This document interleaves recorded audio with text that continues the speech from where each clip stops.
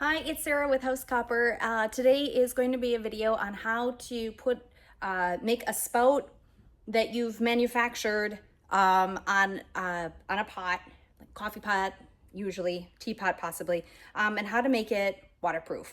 I'll show you how the rivets go on already done, but then there's a way to solder the spout so it obviously doesn't leak all around the exterior without solder falling out where you don't want it.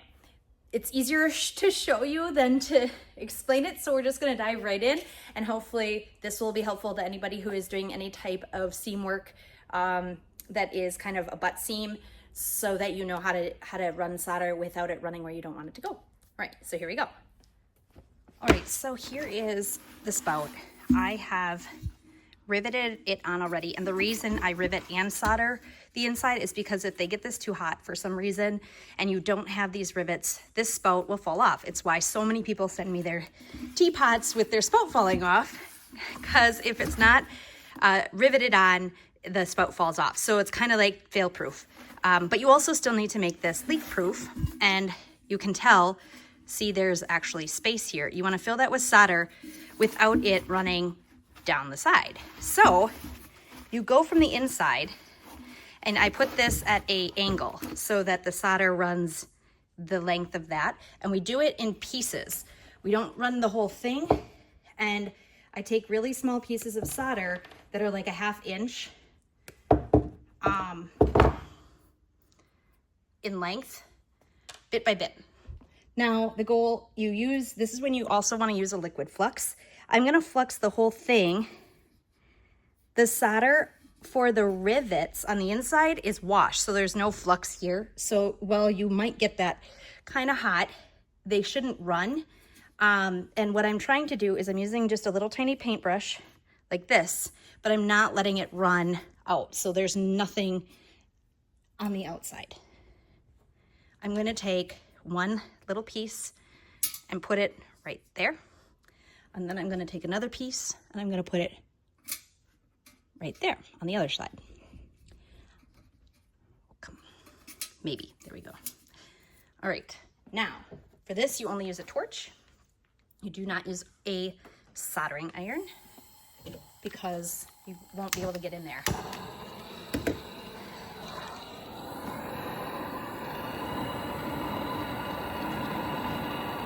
And I'm going to tilt just a little bit so that that solder runs. And once I see it run, I pause.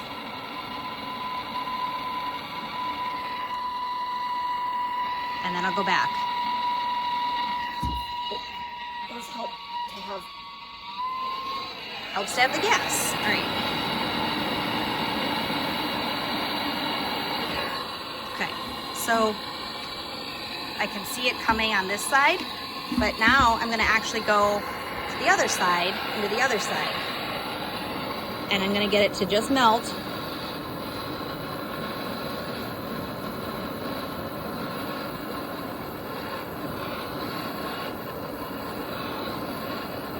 And then I'll stop. So again, it's, yeah, you can see it there a little bit on that side, but it definitely ran on the inside.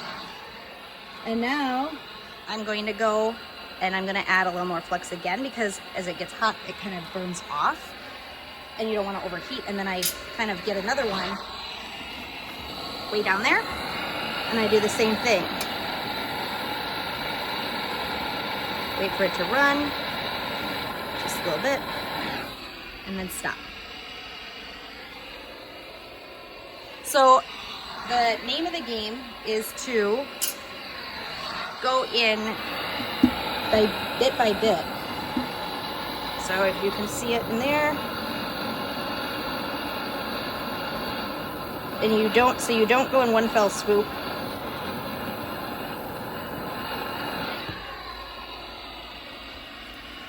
And see some solder still leaked out over there, which is what you don't want to do, but it can happen.